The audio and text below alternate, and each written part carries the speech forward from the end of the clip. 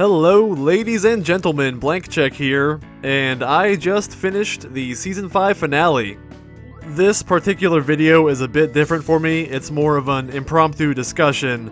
If you want to see my reaction, there should be a link in the description below.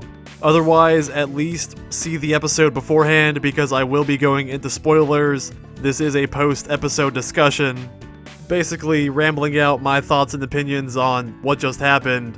And of course, welcoming your guys' input in the comments or wherever afterwards. Essentially a standalone version of what I do after episodes anyway. And now I'm just stalling a few more seconds to make sure everyone who has not seen the episode has left to see it by whatever means necessary. Yeah, I'm talking to you. Yeah, go on, shoo. Alright, entering spoiler territory in 3, 2, 1. Holy crap, that just happened. I mean, wow, what an episode. Going in, I knew Starlight was coming back, and I knew time travel was an element because of friendship games, but that was about all. And this episode did not disappoint. Yes, I'm sure I have a few issues like always, I'll get to those later, but on the whole, I thoroughly enjoyed this. It was one of my favorite things of the entire season.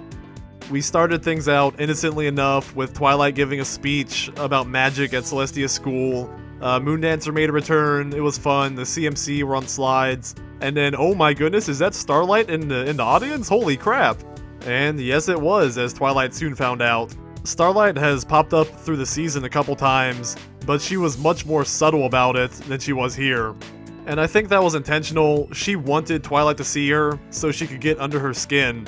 Starlight made it clear that she wanted to shove her victory in Twilight's face after everything went down. Personally, I very much wanted to see her return. She was a great villain in the premiere, and I loved how she was not pure evil. She was just following a misguided ideal, and she excelled at the art of manipulation. And when Twilight gets back to her castle, she's just sitting there nonchalant, overly self-confident. I loved it. And for whatever reason, she took Fluttershy's seat. That was interesting. But she knows she's going to win, so she whips out Star Swirl's time travel spell, modified for more than one-time use for plot convenience, and we're off through the magical time orb, which I liked the design on. Those shapes ticking like clock hands, it was pretty neat. Twilight and Spike follow her, which is good because Spike would probably not exist in any of the other timelines, which would be pretty sad.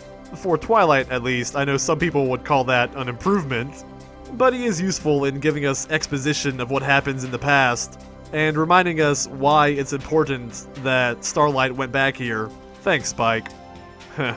And then Starlight shows us she has the same ability as Zahir from Korra, and I've been wanting to see more flying unicorns, of course, always, and it probably would have been too much hassle to give her wings. Larson can throw those on later. And it reminded us that she does have a lot of magical ability and a diverse set of talents, apparently. She prevents the rain boom, and then the fanfare begins. When we first saw the Crystal Empire covering the map, I was really hoping the entire two-parter would then take place in this war against Sombra. Because that was insane, seeing these ponies dressed up for combat and going at it in a full-scale battle.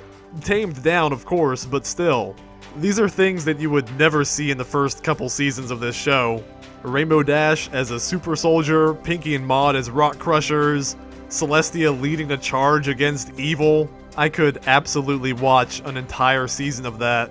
But alas, it was not meant to be, as we returned to the past and found out this was a potpourri of possible futures, even though any of them could probably stand on their own as a two-parter.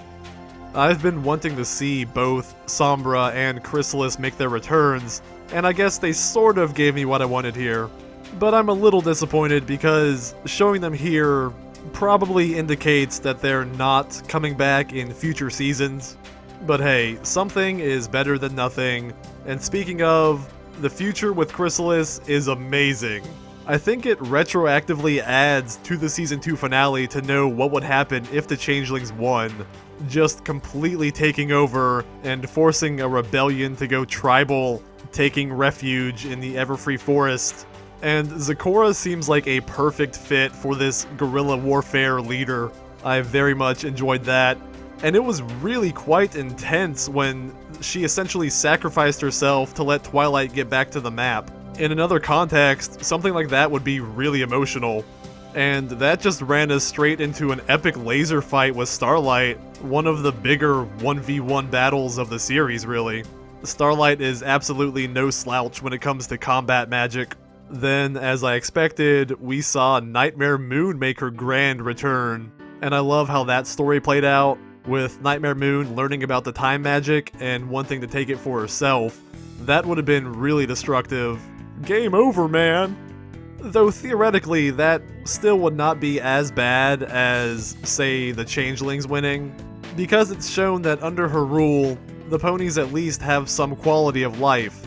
She's tyrannical, but she still wants to be a leader of the masses. Though apparently, ponies become jerks when they're forced into eternal night, because, damn, Rarity with that speciesism? That's harsh. But that's our last major future. There are a few more sprinkled throughout. T-Rex just destroying trees. He really hates trees, apparently. Discord making clowns out of the princesses was a great visual. And I'm glad they did not use his as one of the major futures because we've already seen his rule a couple of times. I'm glad that we got something new instead. And perhaps the most interesting one is Flim and Flam becoming the ultimate evil through industrialization. That was like a which one of these does not belong type moment. And though I would like to see a world where Trixie has taken control, I think it's fitting that she never wins, regardless of timeline. She's like the one constant in all this. Thinking about it, that would be hilarious if they showed Trixie in all of the timelines, just trying her act every single time and failing. Though on second thought, perhaps that post-apocalypse was actually Trixie's fault. But that leads us back to the Starlight Story, which is really the big takeaway from this episode. I've been hoping very much to see Starlight's backstory, see why she formed this ideal of hers, this perverted philosophy. I figured something tragic had to happen to make her form a grudge against the mere concept of a cutie mark. And what we were given was along those lines, but really tamed down. And I understand, it's My Little Pony. But considering the other material we saw in this episode, enslavement, combat, war, the destruction of the world, Spike, I was hoping they would go a little deeper, maybe a little darker, than just, I lost a friend because of this. But really, it fits along with the general concept of the show, more than the other stuff, I suppose. So I can forgive it to a point. And now, the topic of her redemption. I think this might be controversial, I'm not sure, but a lot of people were against her being redeemed. Like a lot of people, I've been a little tired of seeing so many redemption stories in this show. But I think Starlight's is pretty justified. It makes sense. She was never evil, she never wanted to take control of the world. She was following a philosophy, holding strong to an ideal that she formed as a child. And though it was very much an overreaction, what she did in the premiere with that town, she thought she was doing right. She was hypocritical, certainly, but her intent was not malicious. She was trying to form a utopia in her own mind.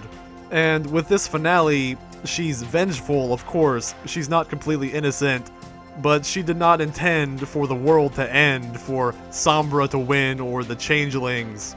Those were just side effects that she was blind to. So I'm okay with her getting a second chance. Her redemption makes more sense than Sunset's, really, from the perspective of the first Equestria girls. And it makes more sense than Discord, even though I love the guy. And her second chance made for a very interesting ending sequence, with her getting an abbreviated journey of Twilight, learning about friendship from the main cast, and going back to that town to make amends. And the way everything was positioned, the way it was framed in that ending shot, it seemed like this was a series finale.